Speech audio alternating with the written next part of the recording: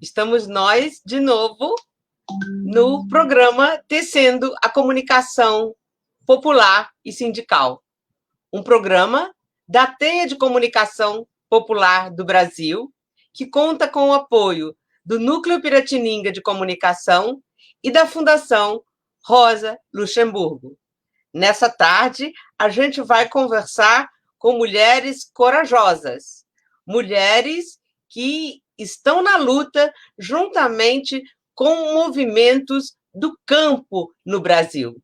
São entidades de apoio às lutas e a serviço do povo no Brasil, do campo no Brasil, e elas vão conversar com a gente sobre como é que é trabalhar nessas entidades, como é que é trabalhar com essas pessoas, com esses grupos sociais, com esses movimentos sociais. Esse bate-papo vai durar aqui a nossa 1h e 15, e a gente espera que você saia, depois desse programa, muito mais entusiasmado com a luta no campo no Brasil. A ideia é te convencer de como essa luta é importante, como essa luta é central para a gente ter um Brasil dos camponeses, um Brasil das trabalhadoras, um Brasil das indígenas, um Brasil das quilombolas, enfim, um Brasil que seja um Brasil da sua gente. Então, a gente vai conversar na tarde de hoje sobre esses temas tão importantes com Natália Purificação, jornalista e assessora de comunicação da CONAC. Oi, Natália. Boa tarde, Cláudia. Boa tarde, minha querida. Como vai você? É um prazer. Estou ótima. É um prazer estar aqui essa tarde com vocês, falando sobre o nosso trabalho. O trabalho da CONAC e o da comunicação da CONAC. E onde é que você está agora? Em que lugar do Brasil? Eu estou em Bom Jesus da Lapa, Bahia, no oeste aqui da Bahia. E como é que está o clima por aí? Está seco? Tá calor, tá seco. Assim, acho que já é um natural do clima de Bom Jesus da Lapa, mas também muita influência das queimadas, né? Tá chegando por aí, né? Tá. Tá chegando por tudo que é canto. A gente viu São Paulo outro dia cinzenta, né? Que momento que a gente está vivendo. E conta pra gente, Natália, você é jornalista e atua na CONAC. E o que é a CONAC? Sim. A CONAC é uma coordenação nacional de articulação de comunidades negras rurais quilombolas. A gente faz o serviço de articular com as comunidades quilombolas e tentar levar a política pública para dentro das comunidades e atividades, ações afirmativas e fazer com que os quilombolas tenham seus direitos todos dos dias que foram legados. E nacional, né? Uma articulação nacional? Sim, a gente trabalha a nível nacional. Claro que existem as coordenações estaduais, mas a CONAC é o que age e coordena todas essas... Entendi, como uma confederação, federação... Isso, exatamente. Ai, muito bom. Muito obrigada. Eu sei que o tempo está curto, né? Nós estamos sobrecarregadas nessa pandemia. Então, te agradeço muito por estar aqui com a gente hoje. Muito feliz com a tua presença. Obrigada, vai ser um prazer conversar com vocês hoje. Uma delícia, uma delícia, uma delícia. É muito bom quando nós, comunicadoras populares, comunicadoras do povo, a gente se encontra, né? Então, vamos para Cristiane Passos? Quem é você, Cristiane Passos? Eu não te conheço. Oi, Claudinha. Oi, Natália. Então, eu sou Cristiane Passos, sou jornalista, sou mestra em Antropologia Social e sou coordenadora do setor de comunicação da Comissão Pastoral da Terra, CPT, Eu atuo na Secretaria Nacional da CPT, que tem sede em Goiânia, de onde eu estou falando, aqui no coração do Cerrado, coração da secura e das queimadas, infelizmente, né, que a gente está vivendo nesse momento. É uma tristeza ver isso, mas estamos aqui na luta e resistência. Agradeço o convite, é um prazer conversar com você, com a Natália, com todas essas mulheres maravilhosas, lutadoras e resistentes da comunicação. Quando eu vi que éramos todas mulheres, eu fiquei mais feliz ainda. Muito triste que tá, o que está acontecendo no Cerrado, né, Cristiane? Eu não estou conseguindo ver as imagens, principalmente a dos animais, tá me deixando assim, acima do tolerável. Eu fiquei arrepiada. É acima do tolerável, né? Isso, e assim, a gente já está num momento muito complicado, né, de muita tristeza vivendo essa pandemia, né, acompanhando os casos, só o aumento dos casos, das mortes, e além da conjuntura política também muito complicada que a gente vive, tem ainda que acompanhar a destruição do meio ambiente, né, da nossa fauna e flora, e como, com certeza, isso também vai aumentar que outras pandemias e outros impactos continuem acontecendo, né, no nosso ecossistema, na nossa sociedade. Isso é muito triste acompanhar isso. Eu tenho lido sobre isso. E a CPT? A CPT ela é a Comissão Pastoral da Terra. Ela é uma pastoral social da CNBB? Como é que é isso? Então, a CPT, a Comissão Pastoral da Terra, ela foi criada em 1975. Ela foi criada a partir de um encontro de bispos e prelados e algumas pessoas que atuavam na região da Amazônia. Essa reunião que deu origem à CPT foi realizada aqui na cidade de Goiânia, por isso que a nossa sede nacional é aqui, e foi realizada em plena ditadura, né, no ano de 75, para discutir a questão da violência contra os povos do campo, principalmente na Amazônia, né? As principais vítimas naquele período eram os poceiros, né? E aí conversou-se de criar uma comissão de terras. Inicialmente ela surgiu com esse nome de comissão de terras. Tinham muitos religiosos da Igreja Católica, mas também de outras igrejas envolvidos, animados pela teologia da libertação, e por estar num contexto de ditadura, decidiu-se de ter uma ligação um pouco mais próxima com a igreja, para ter uma certa segurança, uma segurança maior para quem atuasse nessa luta. E aí, por isso, o nome pastoral. Dentro, então, a gente tem uma relação com a CNBB, tem relação com outras igrejas, mas dentro do organograma da CNBB, nós não somos considerados uma pastoral social, né? Mas temos a ação pastoral, somos uma organização com a qual a CNBB mantém uma relação bem próxima, mas também somos uma organização ecumênica, né? Temos aí várias religiões envolvidas nesse trabalho, né? A gente tem atuação no Brasil inteiro, né? Estamos presentes no Brasil inteiro nessa luta em defesa do território e dos povos do campo, das águas e das florestas. Bom, já chegaram os quilombolas, já chegaram os camponeses. Para a gente repetir a frase da Cristiane, que os mais atingidos da época da ditadura, do período da ditadura, então acho que a gente está vendo a história se repetir, né? Só faltam os indígenas. E para conversar com a gente sobre os indígenas, Adi Spezia. Adi. Olá, Claudinha. Boa tarde, minha querida. Boa tarde, Claudinha, Natália, Cris. Como é bom revê-las, como é bom estar novamente com vocês e para conversar sobre algo que a nós é muito valioso, que é a comunicação popular, que é a luta dos povos tradicionais e indígenas, é muito importante. Bom revê-las e que bom passar essa tarde com vocês. Muito bom. Então, conta para nós um pouquinho. Você está onde agora? Bem, eu estou em Brasília, vivendo a loucura dos 100 e poucos dias seco, e atualmente com bastante queimada, sentindo o ambiente seco. E atualmente tenho dedicado exclusivamente à assessoria de comunicação do CIMI, que é o Conselho Indigenista Missionário. Mas antes você fazia o quê? Então, eu tenho uma caminhada. Bom, eu sou jornalista de formação, sou camponesa de identidade, então me denomino camponesa e jornalista. Tenho uma caminhada de luta e construção social, tanto nos movimentos populares do campo, com uma inserção pós-formada nos movimentos urbanos também, nessa simbiose entre campo e cidade. E no último período, nos últimos 2 anos, assumindo o desafio de comunicar junto e com os povos indígenas na assessoria de comunicação do CIMI.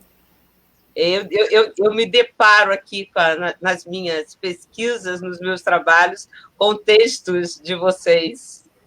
Muito obrigada por isso também. É uma preciosidade esse trabalho de comunicação que vocês fazem.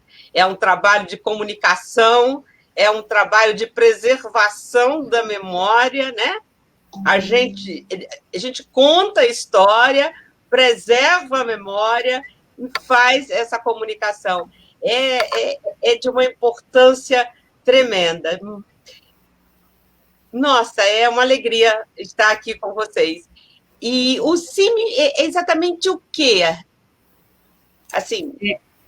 Pode me chamar de Adi, viu, Claudinha? Não tem problema nenhum. Eu sei que todo mundo me conhece pelo nome inteiro, mas Adi está mais tranquilo, sinta-se em casa. Tá. Então, o CIMI é o Conselho Indigenista Missionário, né? Ele tem um vínculo com a CNBB, que é a Conferência Nacional dos Bispos, né, do Brasil, e que, ao seu surgimento, ele acaba transformando essa forma de atuação missionária da Igreja Católica junto aos povos indígenas. O CIMI hoje está com 48 anos, nasceu e se estruturou ali no auge da ditadura militar, que quando a gente for falar de comunicação, a gente vai entender os nossos passos e caminhadas durante o processo de fortalecimento da comunicação dentro do CIMI. Enfim, a gente está estruturado em 11 grandes regiões do país, todas elas contam com equipes de missionários e missionárias, uma equipe em Brasília, que a gente chama de Secretariado Nacional, que é onde também ficam, e essa equipe nacional tem disponibilizado um trabalho bem interessante quando a gente fala de assessoria de comunicação, assessoria jurídica, antropológica e teológica. Que aí seria legal já dizer que essas 4 assessorias têm um trabalho muito bonito e muito interessante em sintonia. E acredito que seja bem importante já colocar quem são as pessoas que fazem parte, né? Às vezes as pessoas pensam que por ser do CIMI vinculado à CNBB, só religiosos fazem parte. É verdade. Não é isso, não? Não. Esse corpo do CIMI, ele é composto por leigos e também por religiosos, que se identificam, enfim, que atuam de forma direta junto aos territórios. É por isso dessa estrutura de 11 grandes regionais que o CIMI tem atuação. Importante dizer também que essas assessorias, todas elas são pessoas que têm formação e qualificação e que dominam o tema, mas que também têm um compromisso com a causa indígena, que esse é o nosso fator principal. Uma das coisas que eu acho que as pessoas também há um pouco de desinformação de como é essa atuação do CIMI com os povos. E aí já acho que é importante dizer que esse protagonismo é dos povos indígenas e o CIMI, ele atua, o CIMI, suas equipes nas assessorias ou os missionários nas regiões, eles atuam como aliado da luta dos povos, nessa garantia dos direitos históricos, seja ele pela terra, pela preservação da cultura e tal. Então, o CIMI, ele é um aliado das lutas, né? Quem é os protagonistas são os povos e as comunidades tradicionais, os povos indígenas, no caso, né? Natália, a CONAC também é assim? São aliados ou são protagonistas, vocês? Nós somos protagonistas. É quilombola falando com quilombola. A CONAC foi criada em 1996, um território visajoso aqui da região de Bom Jesus. A juventude aqui estava representada por você? Olha, o tempo de casa que tem o CIMI e a CPT de Casa Brasil, né? E corajosos, que momentos foram criados. E vocês Então vocês, desculpa, vocês são protagonistas, é diferente das duas outras organizações. Sim, sim. A CONAC foi criada, como eu disse antes, no território Rio das Rãs, daqui da região de Bom Jesus da Lapa, e a partir daí as lideranças foram articulando e chegando no que é hoje a CONAC, né? Uma jovem menina de mais de 20 anos. E aí, assim, a comunicação da CONAC foi feita desde o início, mas a gente está começando a ser mais ativa nas redes sociais, no site, pegar uma pegada, ter uma pegada mais jovem agora, de 5 anos para cá. E é isso, assim, do povo para o povo, né? Dos quilombolas para o quilombola. A gente mistura um pouco. Desculpa. Nossa própria voz. A gente emite nossa própria voz. Que a comunicação começou junto com vocês. Duvido que a CONAC que começou sem a comunicação. As coisas não é? Já tinha. Eles já vieram articulando muito tempo. Quando eu comecei a trabalhar na CONAC há uns 2 anos atrás. Então, assim, a partir daí a gente começou a entrar no mundo virtual. Do cyber, né? Virtual, no mundo virtual. E aí a gente só aderiu à luta e começou a só juntar força. A gente juntou o útil ao agradável. A juventude com aquela força de querer, de correr, e a ancestralidade sempre, né? Os mais velhos sempre dando aquele puxão, mostrando como é que faz, como que eles faziam antes. Mas você já fizeram reunião debaixo das árvores? Já, com certeza. As primeiras reuniões, na verdade, a criação da CONAC não tinha muita... Eu não estava lá presente, porque eu ainda não tinha nascido, mas pelas histórias contadas pelos mais velhos, a CONAC foi criada numa salinha e conseguiu reunir ali, cada um com tirando o dinheirinho do seu próprio esforço, sem participação de nenhuma organização ou instituição, nenhuma parceira. Foi cada um por si e começou a articular. A gente começou a fazer a comunicação da CONAC assim também. Vamos começar a produzir... Então, a falar da comunicação? Vai, Natália, emenda. Como é que começou essa comunicação da CONAC? Então, a comunicação da CONAC já tem uma história, né? A gente está começando a fazer uma zoada já de uns 2 anos para cá. Mas passou por muita coisa, passou por muita provação, como diz minha avó, para a gente chegou, né? Para ter um site de qualidade, para a gente chegar nas redes sociais. Hoje a nossa rede social, que tem mais seguidores, que tem mais engajamento, é o Instagram, e foi criado ano passado, a gente já tem 8 mil seguidores, então assim, então assim, já foi. A CONAC tem um nome já a nível nacional, mas sim, é uma conquista, né, para a comunicação, para quem começou assim pegou os meados, assim, as coisinhas, já é uma conquista enorme. E tá aí todo mundo falando. A gente tem a ajuda das organizações parceiras, mas eu acho que a CONAC está fazendo um barulho e está virando uma organização que está tendo um certo reconhecimento na comunicação. Olha só, em companhia de quem você está? Né? Um prazer. Em companhia de quem você está, para você ver o reconhecimento que a CONAC tem. Cristiane, já você, não sei se participou de reunião debaixo das árvores, mas na vida da CPT, não se pode falar de CPT sem falar dessas reuniões, né?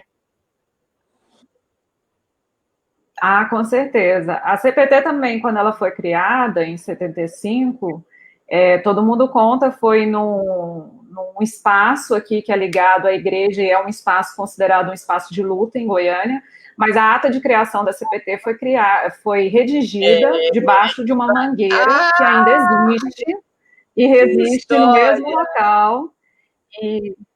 é histórico, é simbólico, eu acho que é o berço, né? É nascer junto da raiz da terra. Eu acho que isso é importantíssimo, a gente não pode deixar isso de lado.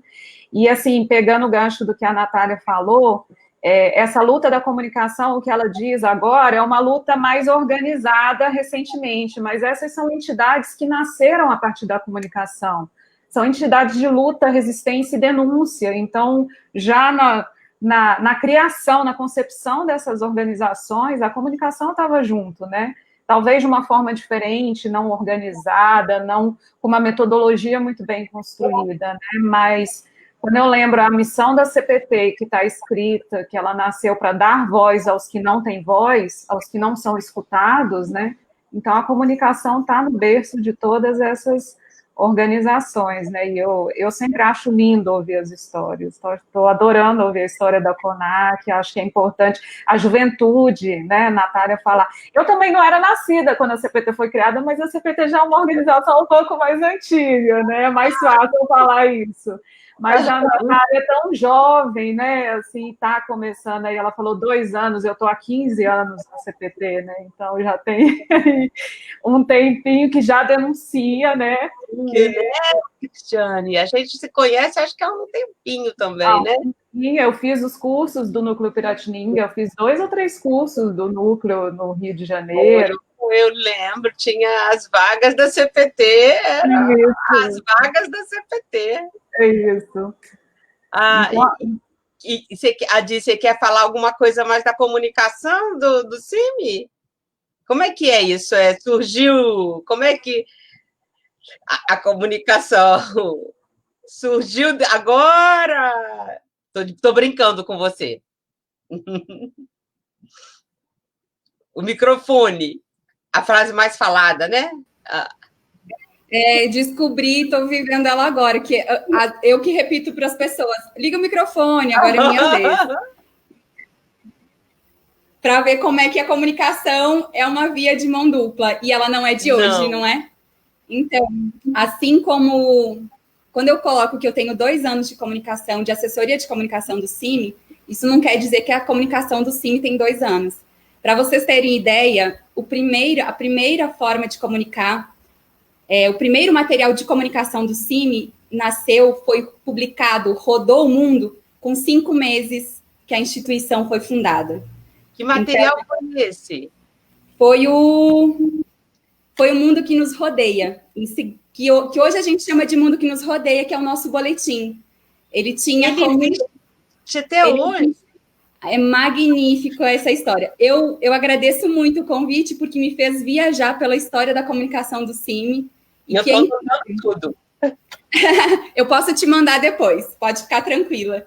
Então, para a gente entender o CIMI nasce, e ele já nasce com essa necessidade, essa forma de comunicar. Claro que a forma de comunicar foi se moldando ao longo do tempo, observando também o momento da conjuntura que se estava vivendo. O CIMI nasce no meio da ditadura militar, exatamente de uma efervescência e de uma necessidade. Com ele também nasce essa necessidade de comunicar, de dar voz, ou de colocar os povos indígenas nessa evidência. Você imagina que o processo da ditadura foi muito cruel para o conjunto da sociedade brasileira. Quando se olha aos povos indígenas, isso foi extremamente cruel. Então, a comunicação, ela nasce no berço, ela nasce circulando na veia do CIMI já. E, claro, se ajustou, se modificou, com a caminhada, outras pessoas se inseriram, mas assim como nasce O Mundo que Nos Rodeia, que é o nosso boletim até hoje, ele começou sendo impresso, né, e enviado. Assim como o Porantim também, né, que é o nosso jornal, que você, Claudinha, conhece muito bem, né? Eu sou suspeita para falar do Porantim. Sabia dessa sua paixão. Mas, assim como o Mundo que Nos Rodeia, que nasce tão próximo desse surgimento do CIMI, o Porantim também nasce em sequência e tinha um pouco esse papel de informar. Como o CIMI sempre se estruturou nessa forma mais regionalizada e de atuação junto aos povos. Então, obviamente, as aldeias não estão nos centros, né, dos meios, dos grandes centros urbanos, né? Algumas mais próximas agora e tal, mas sentia-se uma necessidade de comunicar entre esses missionários e, em sequência, também comunicar com aliados e parceiros. E aí teve um papel fundamental das duas ferramentas a nível internacional também. Tanto que o Porantim chegou a ser editado em 5 línguas. Deixa eu ver aqui, 4 ou 5 línguas. E aí isso mostra a dimensão dele, né? Que, por exemplo, Florestan Fernandes escreveu no Porantim, gente. A Manuela Carneiro, o Frei Beto, Darcy Ribeiro, que é a nossa referência hoje para essa formação popular que a gente tanto tem buscado construir também, o Ailton Krenak, centenas de outras pessoas ajudaram a construir o Porantim, escreveram, né? E essa é uma ferramenta que, tchananã, o CIMI mantém até hoje. Reformulou, passou por adaptações, está com nova cara, atualizou a forma de comunicar, ganhou outras dimensões, virou, com o tempo, uma ferramenta fundamental de formação nas escolas indígenas. Então, ele se torna, as estratégias e as formas de comunicar do CIMI ganharam outras dimensões também, num processo de formação, informação, de denúncias e de lutas, que acho que é importante reforçar isso, assim, neste processo. Então, continua impresso o Porantim? Como? Continua impresso? Ele continua na versão impressa, mas também com a criação da Agência Porantim, que é o nosso site, que aí é onde a gente reúne todas essas nossas produções. A gente diz que é o nosso grande carro-chefe, a Agência Porantim do CIMI, que também tem uma longa caminhada e que está de cara nova, né? Enfim, a gente tem atualizado e mantido ele como um canal de formação e informação. Inclusive, parte desse trabalho jornalístico que a gente faz, que está ali, tem o Porantim, que está ali disponível online para todo mundo. Inclusive, gente, lindo, lindo, lindo, algumas capas novas, bem antigas, dos primeiros Porantins, para vocês verem que ele já nasce com este perfil de denúncia. Vamos ver se dá para colocar aqui na tela. Vamos ver. Você passou para o Jó? Já, sim. E, então, todo esse material está disponível no site do CIMI, tanto os Porantins, desde o primeiro até a última edição, já está disponível no site. Então, todo ele pode ser feito download, tem servido de ferramenta de estudo, de formação e informação, mas principalmente cumprindo este papel de comunicar, de formar, informar e também como uma ferramenta de luta. Assim, para as aldeias, o CIMI tem algum tipo de comunicação ou não? São os aliados mesmo, e quem faz o trabalho nas aldeias são... Então, acho importante fazer um recorte aqui. Esse material impresso, por exemplo, o material da Semana dos Povos, é um material que ele vai para as aldeias. Claro que agora a gente está vivendo um momento de pandemia e a gente não está podendo... Gente, essa é uma dos primeiros informativos do CIMI. Todo esse material está disponível no site, viu? Para quem quiser acessar no Armazém Memória. Para ver como andou, como está diferente. Então, quando, Cláudia, você fala que tem um processo de memória da comunicação... Nossa memória, somos responsáveis por ela. Exatamente. Bom, deixe primeiro para o que a gente está vivendo hoje, que é esse formatinho aqui. Olha que belezura! Então, essa belezurinha também vai para as aldeias, né? E aí os missionários, ele cumpre também este papel. Quando a gente fala de atuação dos missionários junto aos povos, esse material também vai impresso. Claro que agora, durante a pandemia e esses últimos anos de comunicação, a gente tem outras ferramentas, né? E aí, com a pandemia, a gente intensificou a nossa forma de comunicação online, que tem sido bem interessante também. Que maravilha de informações que você nos trouxe. E na CPT, Cristiane, que vocês... Como é que é? Bom, na CPT, no mesmo ano que ela foi criada, em 1975, foi criado um jornal, né, que ele circula até hoje, é o Jornal Pastoral da Terra. Ele é trimestral hoje em dia, mas já teve um pouco mais de... Inclusive, quem está mandando mensagem agora, Antônio Canuto, um dos membros fundadores meu da coração CPT. disparou, Antônio, que honra! Eu escrevi sobre você essa semana. Canuto é nosso grande baluarte da comunicação, um grande defensor da comunicação da CPT, sempre foi. Inclusive, essa história que eu contei da redação da ata debaixo do pé de mangueira, Canuto foi uma das pessoas que fez a redação da ata. Debaixo da mangueira, Antônio. Debaixo da mangueira. Eu acho maravilhosa. Então, eu acho que a gente tem que recuperar as nossas reuniões debaixo das mangueiras. Com certeza. Então, o jornal foi criado em 75, ele circula até hoje, né?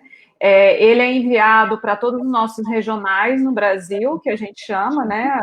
Os nossos regionais, a CPT, como eu tinha dito, está presente em todos os estados do Brasil.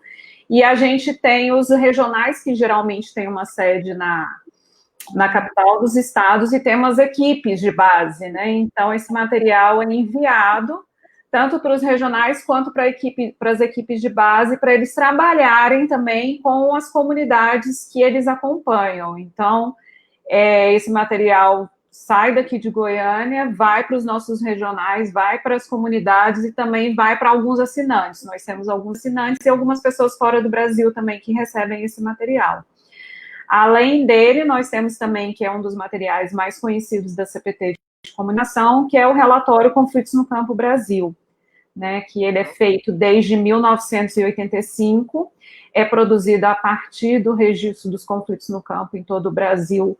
Esse registro é feito no Centro de Documentação Dom Tomás Balduino, né, que fica aqui na sede da CPT em Goiânia.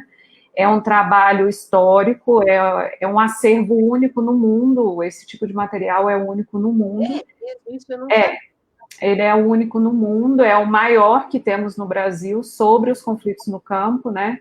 E esse relatório ele é produzido e publicado desde 1985. De lá para cá, ele sofreu algumas mudanças, porque a CPT também foi fazendo um trabalho junto às universidades, com assessoria da academia, para ir mudando e estruturando uma metodologia mais ampla, de acordo com a luta do campo, né? Então, a CPT sempre teve essa preocupação de ouvir, né, os camponeses, de ouvir como as lutas estão sendo feitas, de ouvir esses protagonistas e ir adaptando a metodologia, né? Esse relatório hoje é uma publicação científica, mas o nosso grande objetivo não é esse. O objetivo mesmo é dar voz à luta, né? Então, a gente tem também essa preocupação de garantir que todas as categorias de luta, todas as categorias de resistência, né, da base, estejam visualizadas nesse relatório, né? Então, a gente respeita toda a autodenominação, toda a autoidentificação, e isso é colocado nesse relatório. Então, esse é o principal material pelo qual a CPT é conhecido, né? E nos últimos anos, claro, a gente entrou na era da tecnologia, e não só na era da tecnologia, mas que a gente consegue ter acesso a essa tecnologia, né? Que, na verdade, a tecnologia está aí há um tempo, e os movimentos de luta ficavam ali nessa questão da parte financeira, como ter acesso, como profissionalizar, como chegar nas pessoas, na sociedade em geral, sem depender dos grandes meios de comunicação, que a gente sabe qual é a dificuldade de ter essas lutas e esses povos visualizados nos grandes meios, né, e que eles tenham o protagonismo de fala, que eles contem as suas histórias, e não que tenha um mediador contando a história por eles, né. E a gente entrou nisso nos últimos anos, então a CPT tem um site já, se eu não me engano, tem uns quase 20 anos que a gente tem um site, temos as redes sociais também. Nosso principal carro-chefe é o Twitter e o Facebook, né, que a gente tem tentado alimentar várias vezes ao dia, porque é a nossa forma também de ter um diálogo mais próximo com a sociedade e tentar, porque não é fácil, furar o que a gente chama de bolha, né, não falar só para os nossos companheiros e companheiras de luta, mas tentar chegar na sociedade e promover um debate que é o que a gente quer, né, o que a gente precisa, né, para poder ter sucesso na luta também. Esse período de pandemia também modificou muita coisa, né, e a gente sabe que modificou muita coisa em relação à comunicação, né, eu imagino que para as companheiras aqui também, mas nosso trabalho triplicou. Todas as ações agora passam pela comunicação, né, não tem como não passar, então a gente também teve que se adequar e se formar dentro dessa realidade, né? O uso mesmo das lives, esse tipo de bate-papo, não era tão do nosso cotidiano, era uma coisa muito rara, né?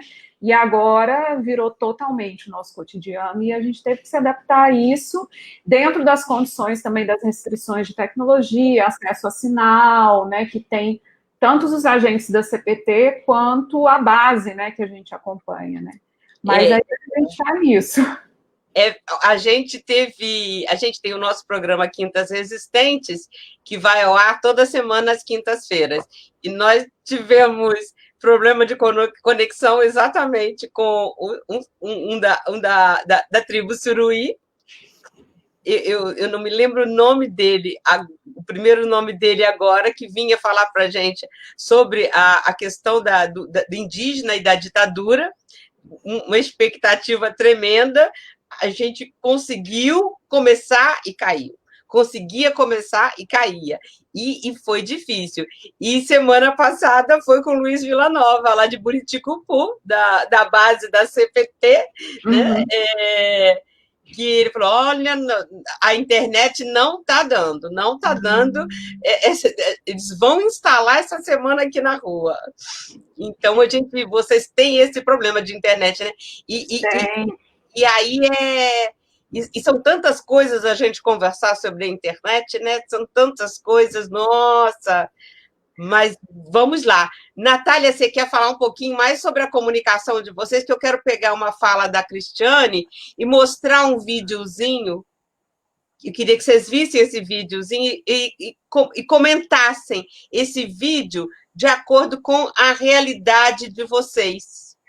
Você quer falar antes, Natália? Não, então, só para continuar o que as meninas falaram, inclusive, Cristiane, a CPT foi uma das organizações que fortaleceu a CONAC, assim, né? A CONAC, por muito tempo, teve outras organizações falando por ela, né? Fazendo a comunicação. E aí, de uns tempos para cá, que a gente começou a moldar o site, entre outras coisas. E a nossa primeira produção, assim, de quilombola da CONAC, saindo da CONAC mesmo, foi o livro Racismo e Violência contra os Quilombos no Brasil. Chique, já lançou o livro. Sim, lançou em 2018. A gente está preparando aí. Tem mais alguns lançamentos, né? Que a CONAC vai fazer agora. O coletivo de mulheres da CONAC vai lançar um livro com a Djamila Ribeiro sobre feminismos plurais. E a gente está participando aí articulando tudo. Tem muita surpresa ainda, tem muita coisa boa para vir da CONAC. A gente está trazendo Acho que, como a Cristiane falou, a pandemia mudou muita coisa assim, para a comunicação, né? Foi um divisor de águas para a gente, porque a comunicação passou a ser mais valorizada e tudo passa pela gente, tudo passa. Assim, reunião de tudo vai fazer por onde? Pelo Zoom, pelo Google Meet, tudo tem que passar pela gente. É isso, assim, que eu só queria continuar o que as meninas estavam falando. Mas pode passar o vídeo. E as professoras e os professores, né? Que tivemos que, de uma hora para outra, a gente teve que aprender tudo. Live nunca tinha feito isso na vida. A gente fazia entrevistas gravadas em lugares físicos, com pessoas bem aglomeradinhas, umas do lado das outras, e botávamos na internet, né?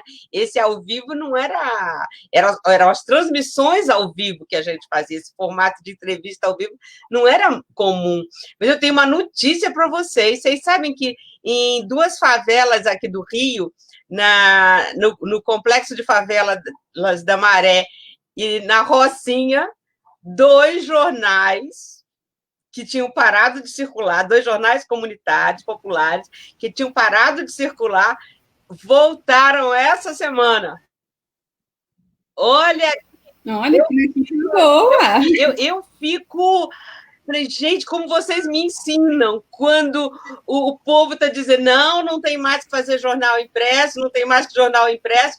Vocês, dentro da favela, decidem, não, a gente quer jornal impresso, porque a gente quer distribuir de mão em mão, quer ver como as pessoas recebem, e nessa conversa, nessa entrega, a gente vai definir a pauta da nossa comunicação. Essa semana foi assim de alegria. De receber essas 2 notícias. O Jornal Cidadão na Maré e o Fala Roça na Rocinha estão aí de novo impressos. E parabéns, galera do Cidadão e do Fala Roça. Muito bom, muito bom. Conta com a gente, tamo junto. Então, Joca, a gente consegue... Olha, nós temos aqui, assim, muitos comentários, muitos comentários.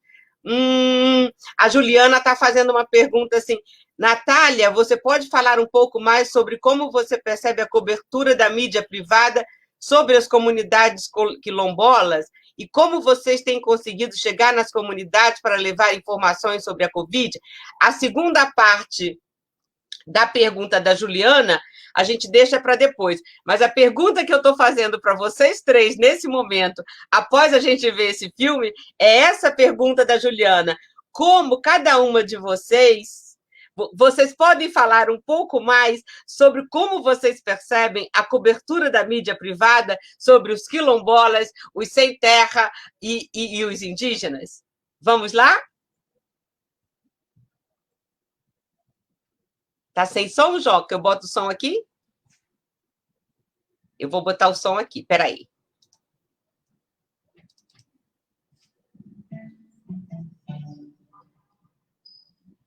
O redator de um importante jornal está fechando a edição do dia seguinte sem grandes notícias para compor a primeira página. Chega o fotógrafo e diz: chefe!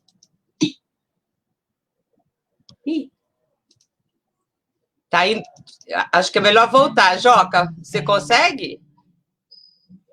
O redator de um importante jornal está fechando a edição do dia seguinte sem grandes notícias para compor a primeira página. Chega o fotógrafo e diz: chefe, tem a notícia e a foto. Um cachorro raivoso atacou a menininha de 7 anos e ninguém fez nada. Até que esse homem se lançou sobre o cachorro, agarrou pela garganta e matou. O editor exclama, maravilhado: oh, este homem é um herói. Amanhã, todos poderão ler da primeira página. Valente nova-iorquino salva a vida de menininha. O fotógrafo responde: pois é, chefe. Só tem uma coisa. O homem não é nova-iorquino. Oh, melhor.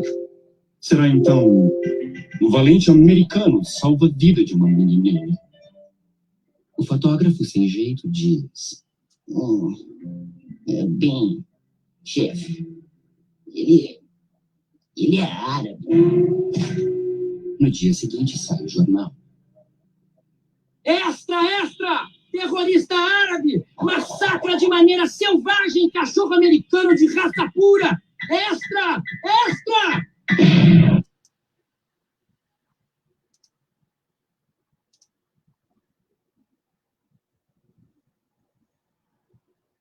Acho que o som não... O som não ficou tão juntinho, né? Mas deu para vocês... Deu para acompanhar? Então a pergunta é essa. Aqui para agora vocês são árabes. Nós temos aqui 3 árabes. E é isso, né? Eu acho que é isso. O indígena é árabe, o quilombola é árabe, o sem terra é árabe. E como é, Juliana? Obrigada pela ajuda, Juliana. Juliana até dizendo deu para ouvir. Como você percebe a cobertura da mídia privada sobre os movimentos de vocês? Vamos lá nessa rodadinha? Quem quiser, começa. Não tem preferidas. Prefiro todas. Bom, eu posso começar falando um pouco. Na verdade, essa questão da mídia também, a mídia tradicional, vamos dizer assim, né? Ela vai muito a forma de cobertura dela vai muito de acordo com o momento político que a gente está vivendo, né? Então, a gente saiu de vários governos de direita, conservadores e contra as lutas sociais, que os meios de comunicação tinham uma política editorial muito clara, né, de apoio totalmente ao capital, né, de defesa dessas ideias da extrema-direita, ou da direita mais conservadora, e havia sempre já começava um processo de criminalização das lutas sociais, né, então, quando esses grupos sociais apareciam na mídia, era de uma forma totalmente estereotipada e criminalizada, né, as lutas, né. Dificilmente você tinha um outro lado, você dava voz a esses grupos para falarem o lado deles, as vivências deles, o que eles produziam, bem viver também, porque eu acho que a gente tem que tirar um pouco esse espectro de que esses grupos só podem falar dos conflitos e das lutas que eles vivem, mas tem toda uma produção, uma riqueza de saberes, de medicina popular, de educação popular, entendeu? De resistência, ali, histórias belíssimas, memórias, né? Ancestralidade, tem muita coisa para ser dita para além disso, né? E depois também a gente passou por uma conjuntura tivemos os governos do PT, então, invariavelmente, a mídia tinha que cobrir as lutas sociais, porque isso também estava dentro das pautas do próprio governo, né? Mas, ao mesmo tempo, havia ainda uma dificuldade de entendimento, né? A gente, assim, eu lembro de algumas ações que a gente fazia em Brasília mesmo com a boa vontade de alguns veículos e de alguns jornalistas, faltava entender. As pessoas não tinham nenhuma formação, os profissionais da área de comunicação não conseguiam entender o que é uma luta quilombola, não conseguiam entender o que é uma luta indígena e não conseguiam entender o que é uma luta sem terra. É só ter a terra, vocês querem pegar a terra de alguém e ponto final, sabe?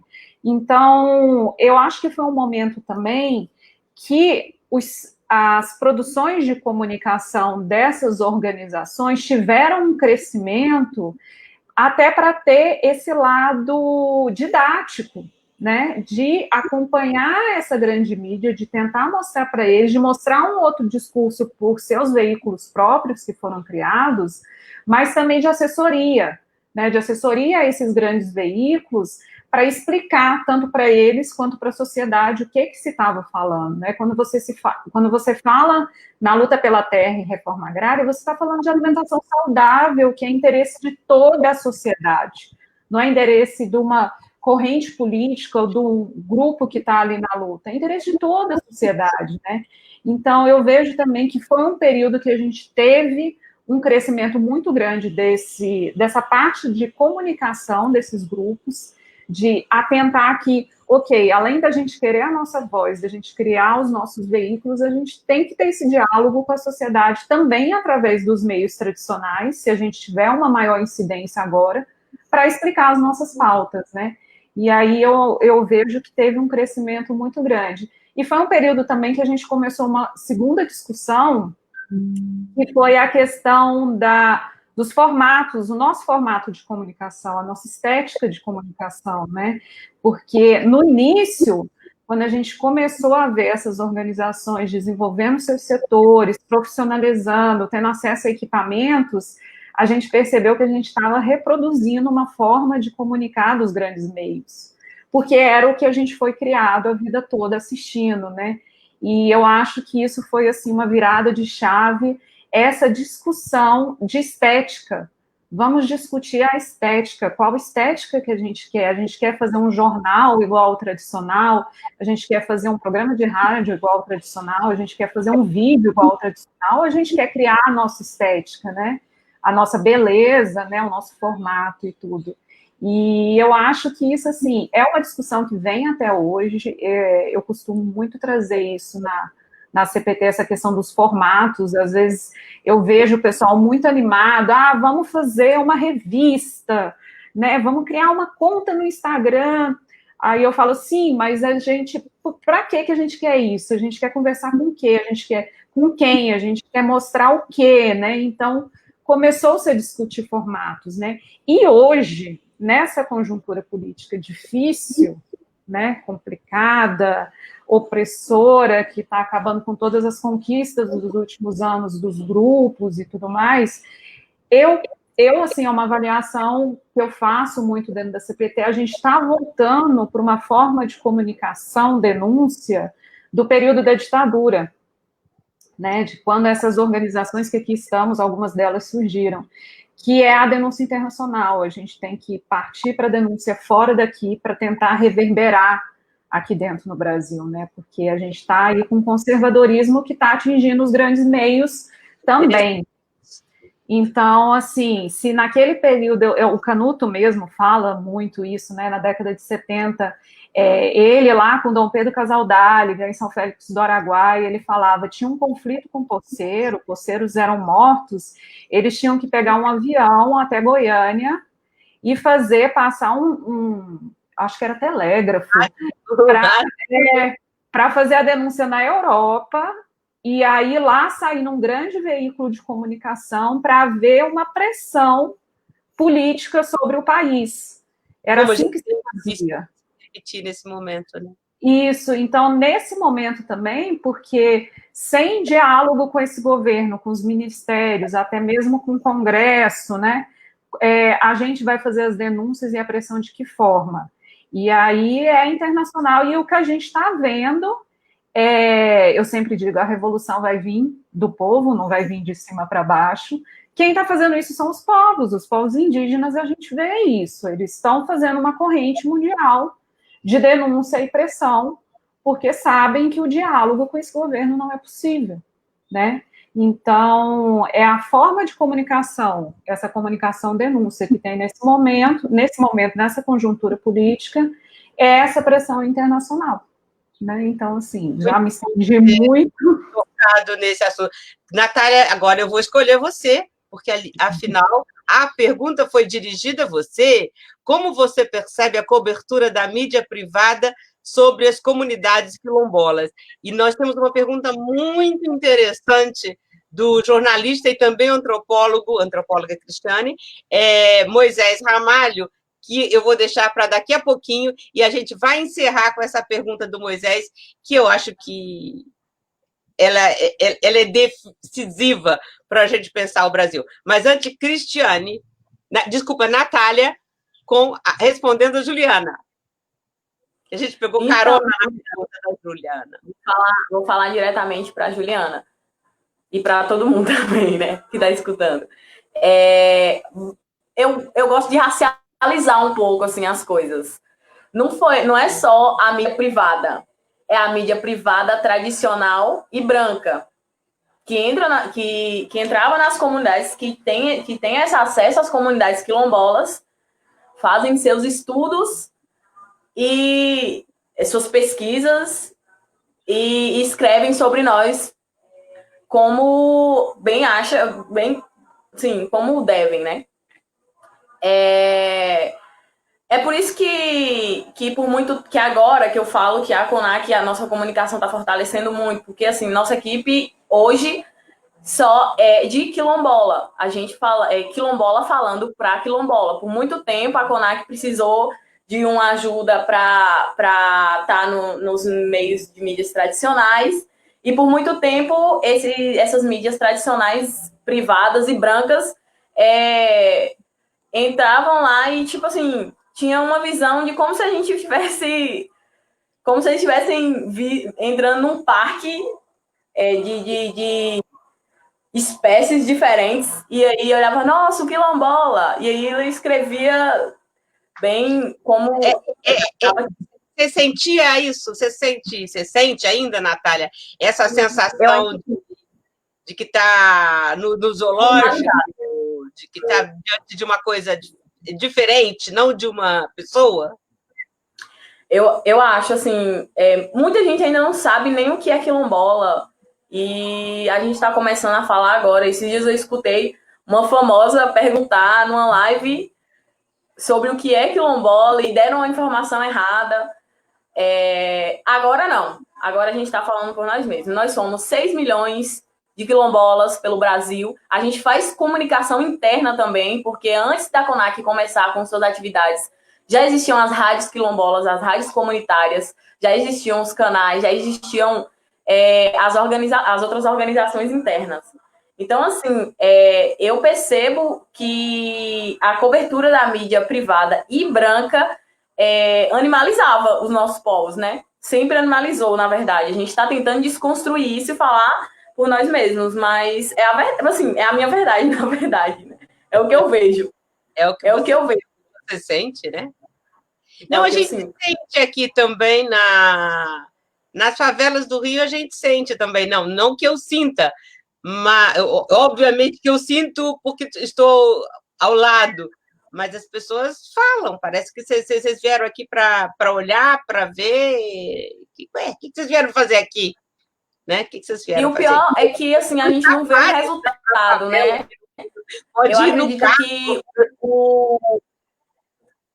Eu acredito que o intuito e que o objetivo do jornalismo seja você tentar resolver algum problema da sociedade, né?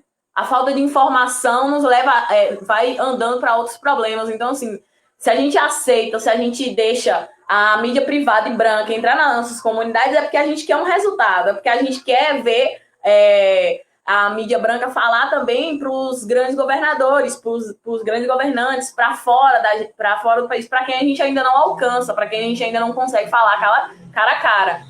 Eles acabam criando o seu próprio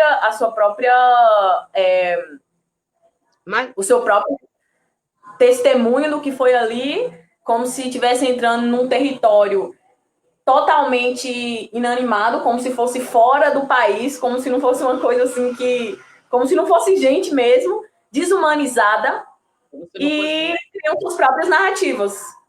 É o branco falando branquês para outros brancos. E hoje não, a gente está aqui, preto falando português, né? Não, preto gay, gostei, preto gay. O termo que a gente começou a usar agora, o português.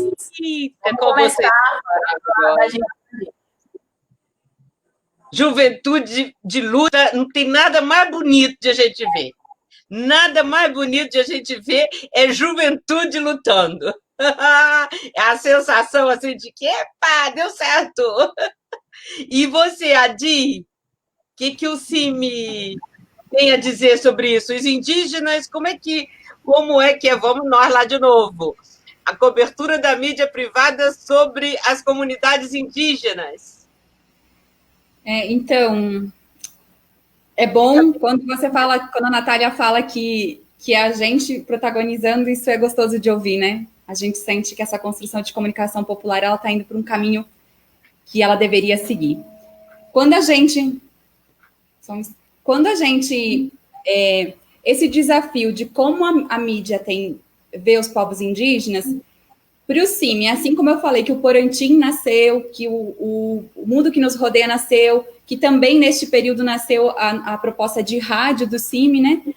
Nasceu também, dentro deste mesmo escopo, a necessidade de comunicar entre nós, que aí nascem essas ferramentas, mas também essa comunicação para fora. Quem são os povos indígenas e qual a forma de comunicar, ou como esses veículos têm visto os povos indígenas, ou a própria atuação do CIMI. Então, lá nos primeiros anos do CIMI, também já se pensou essa proposta de estratégia de relação com a imprensa, que hoje a gente chama de assessoria de imprensa, né? Mas exatamente por entender que a formação dos profissionais de comunicação, imagino que nenhuma de nós três aqui teve essa profundidade na escola, na faculdade, né? Nós quatro. Foi ter vivência. Não tivemos. Então, e a vivência se deu no processo e no forjar da luta, né? Então, quando o CIMI define por estratégia, lá na sua formação, essa atuação de comunicação, também olha para essa perspectiva de como os outros profissionais de comunicação tem trabalhado, tem olhado e tem falado, né? Quando a Cris coloca de que, às vezes, o caminho era fazer a denúncia internacional para repercutir no Brasil, este é um caminho que a gente está vivendo agora também. Então, assim, a gente que lida com assessoria de imprensa no dia a dia consegue perceber isso.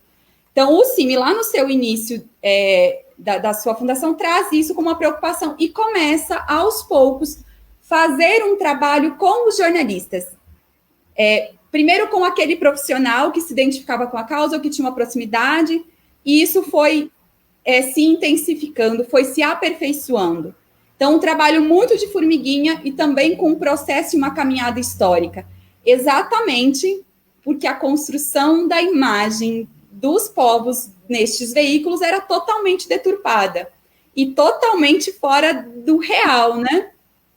Então, esse trabalho todo, ele vem casado com uma comunicação interna, como eu colocava, com a construção do Porantim, com a construção do mundo que nos rodeia, com a construção dos boletins de rádio, por entender que essa diversidade de comunicar é importante e se faz necessário, com a construção do Potirô, que é o programa de rádio que ainda hoje circula nas rádios locais.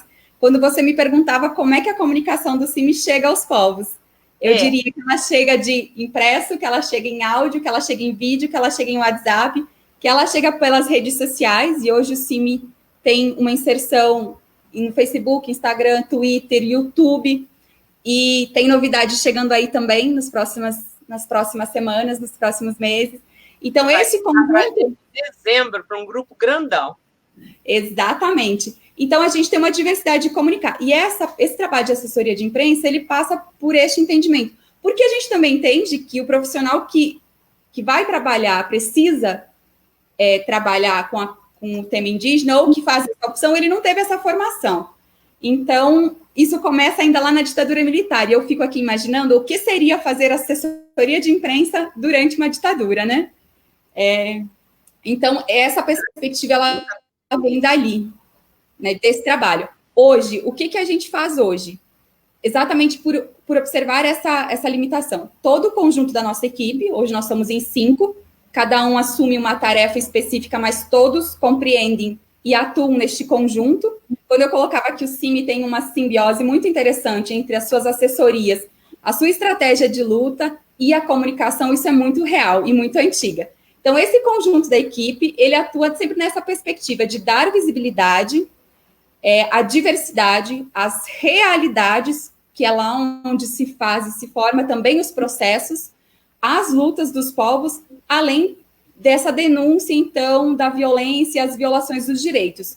E com isso a gente chega num outro material histórico do CIMI, que a gente vai lançar no final deste mês, ele novamente, a edição 2019, que é o relatório de violência. E esse é um bom exemplo também de como, infelizmente, essa primeira abertura de diálogo com a mídia hegemônica foi forçado. Precisou-se abrir as mãos, as garras mesmo, esse espaço para ser ouvido. E, infelizmente, começou por esse processo de denunciar as violências e violações dos povos, que, inclusive, este é um espaço e tem sido também um dos temas que tem repercutido em órgãos internacionais de direitos humanos, como a ONU, que o CIMI tem tido um trabalho, e a OEA.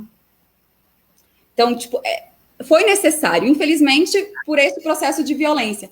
Então, hoje, o que a gente faz hoje nesse processo de comunicação? E aí, olhando para essa pergunta que é como a mídia nos vê.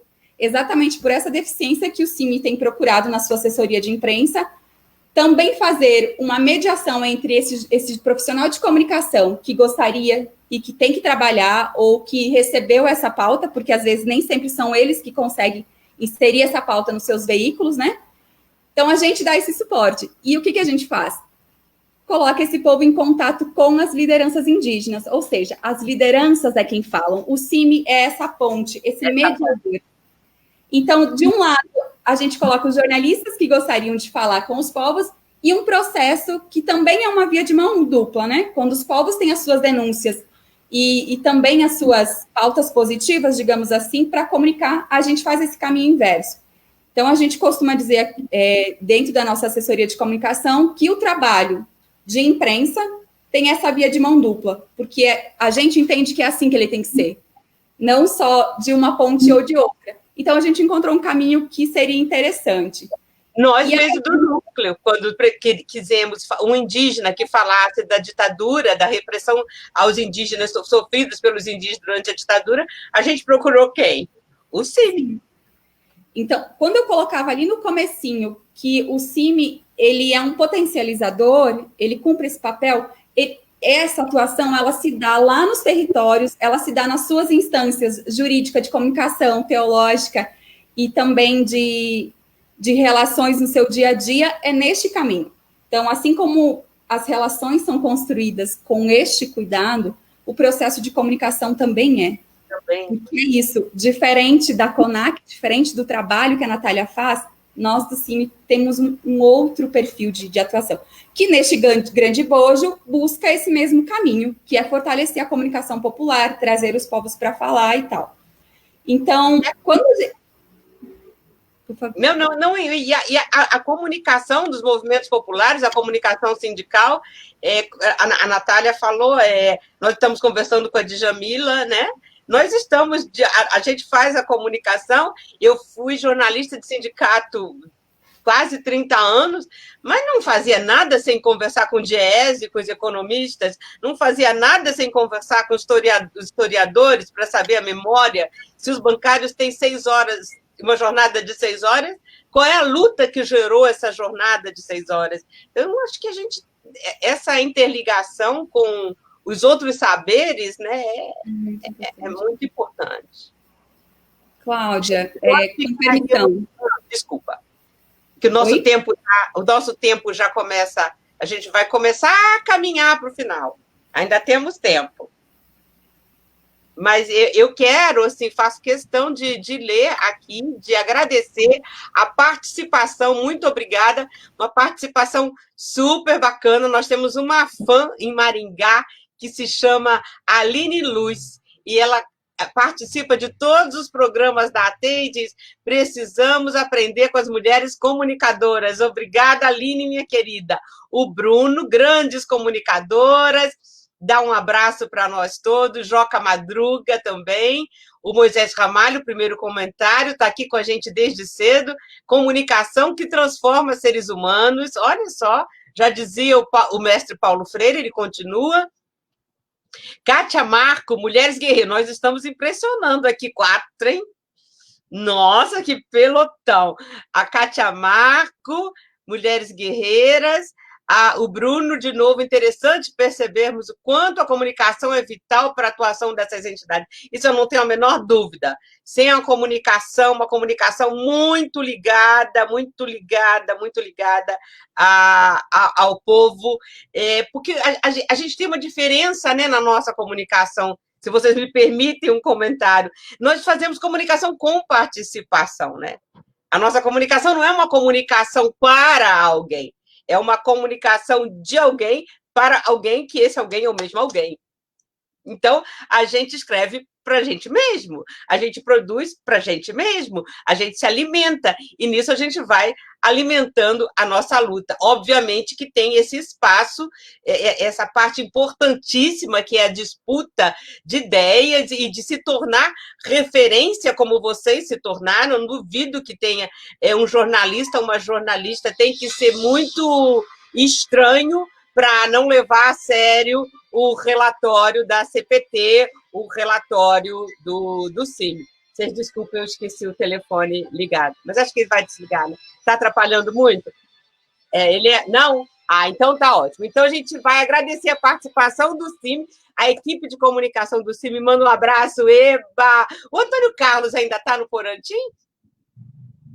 Não? Faz tempo, né? Nossa, está na... Percebe-se, ó. O Antônio Carlos não está mais no Porantim. Tá, entendi tudo. Antônio Canuto, a gente vai se conhecer. Muito obrigada, uma honra ter você aqui. Eu escrevi sobre você essa semana e eu quero te conhecer. Juliana, Muito obrigada, Juliana, pela presença, nos ajudou muito a sua pergunta. A Nanda também diz que é muito bom ver essa mulherada liderando a roda de conversa e comunicação. Olha que coisa bacana, gente, a gente arrasou hoje com essas rodas das mulheres.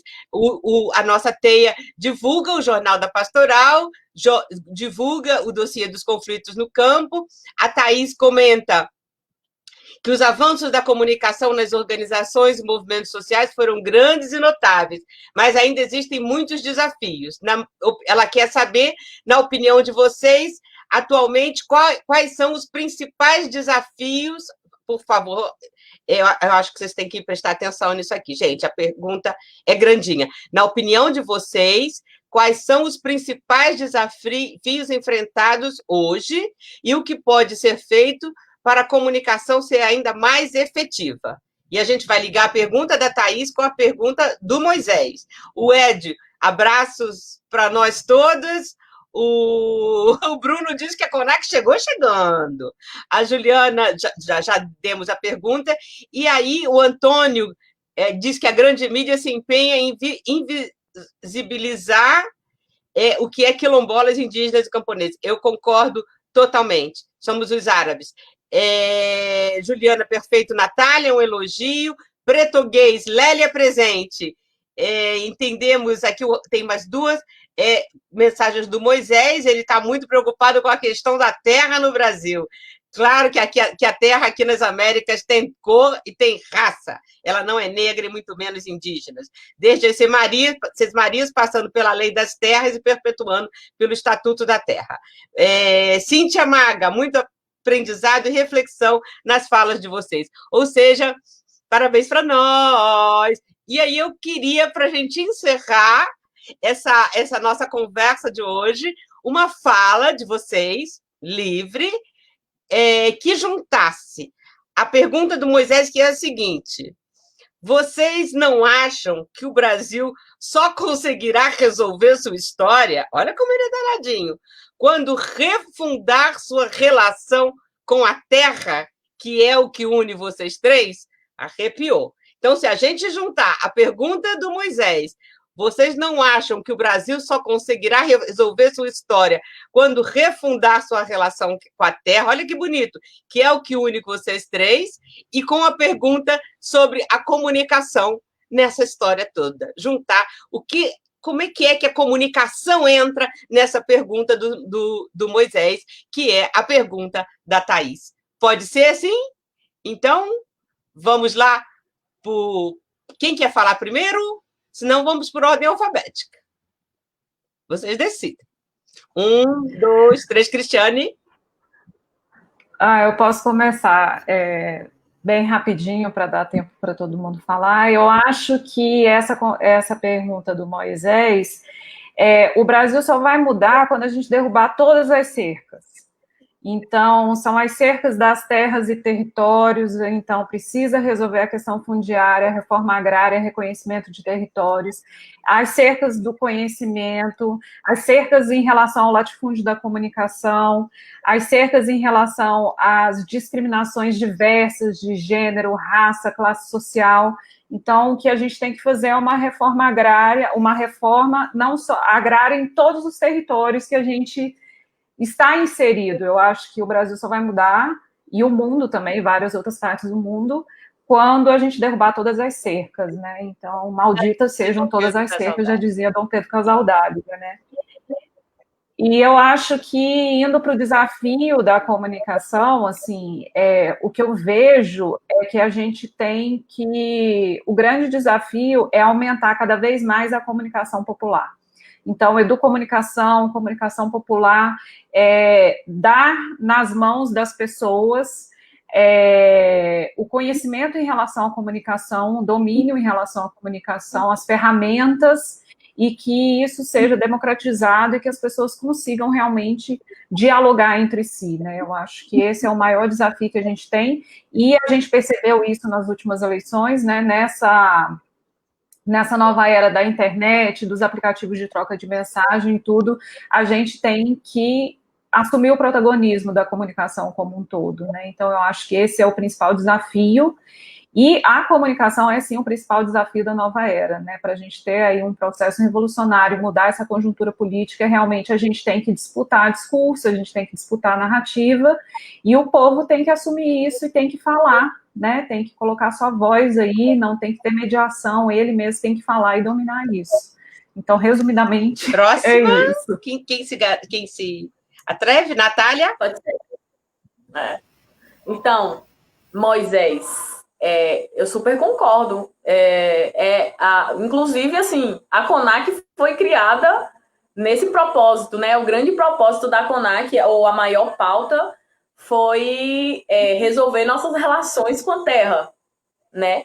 As primeiras lutas da CONAC foi a partir disso, de demarcação, certificação, reconhecimento das terras quilombolas.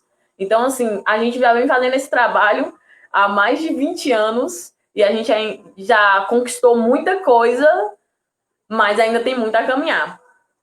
Respondendo a pergunta do maior desafio da comunicação, eu acredito, principalmente agora no Covid, né? Como fazer essas informações chegar no quilombo, porque assim, não são todos os quilombos, não são todas as comunidades que têm internet, que têm energia. Eu já fui quilombo na internet. Assim, é o nosso maior desafio. Então a gente ainda está tentando chegar lá. A gente está começando pelas redes sociais e assim, graças a muita coisa, a gente já teve acesso, graças a muita luta dos nossos mais velhos, a gente já tem acesso a muita coisa, a muita tecnologia. A gente já tem vaga em universidade, a gente já tem alguns territórios demarcados, ainda faltam muitos, né? Porque o número ainda é pouco. A gente já tem, assim, nossa conquista já tem um histórico, já é bem grande, o que a gente tem de conquista, né? Mas a gente ainda também tem muito a conquistar. Para mim, o maior desafio é esse, fazer a informação chegar nas comunidades quilombolas. Como que a gente faz isso? Nesse momento, no atual momento, é impossível, né? Porque a gente não pode... a gente também tem que ser consciente, a gente não pode levar... o vírus, né? Já tem mais de 155 quilombolas já foram levados a óbito, né? Por conta do vídeo. A gente não quer piorar essa situação. Então, a gente está fazendo aos pouquinhos aqui pelas redes sociais, está tendo mais contato, que é onde está todo mundo agora ligado, né? Eu acho que esse é o maior desafio da comunicação da CONAC. Deu uma paradinha na Natália agora no finalzinho. Vamos para a Di e Natália se despede, então, quando ela voltar? Pode ser? Ela se despede quando ela voltar. A Di, por favor.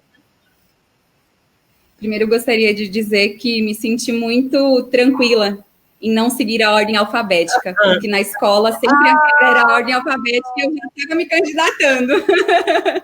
Mas, voltando às perguntas, realmente, o desafio, talvez eu diria que o maior desafio do Brasil, ou das relações, é exatamente a terra. E aí o Marx já dizia, né, quem detém os meios de produção detém o poder. E a gente está falando do principal meio de produção e sobrevivência, que é a terra. Então, ela é o objeto de cobiça deste sistema capitalista neoliberal a todas as custas. E para isso mata, e para isso expulsa, e para isso faz tudo o que for preciso. Qual é o nosso desafio?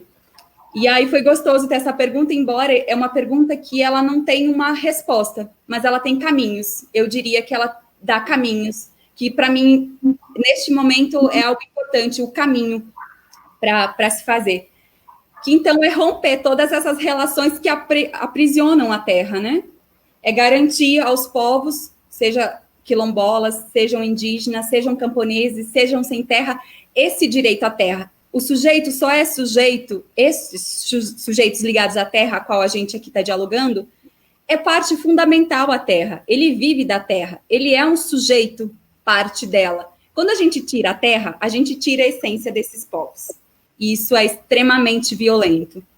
Então, garantir e assegurar o acesso e o seu direito histórico à terra, e isso garante os seus costumes e suas tradições, é extremamente importante. Então, como a Cris colocou, é preciso romper todas as cercas.